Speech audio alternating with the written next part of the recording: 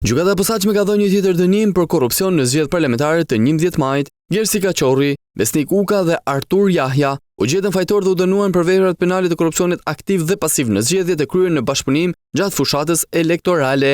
Tokat e zeza i dënuan me nga 8 muaj burg secilin në aplikim të gjykimit të shkurtuar, por ky dënim në zbatim të nenit 59 të Kodit Penal u konvertua me 1 vit e 6 muaj shërbim prove. Gjatë fushatës zgjedhore të pandehurit në bashkëpunim me njëri tjetrin kanë premtuar, ofruar dhe dhënë shuma monetare zgjedhësve të Bashkisë Kurbin në këmbin të votimit në një mënyrë të caktuar për kandidatët e Partisë Socialiste.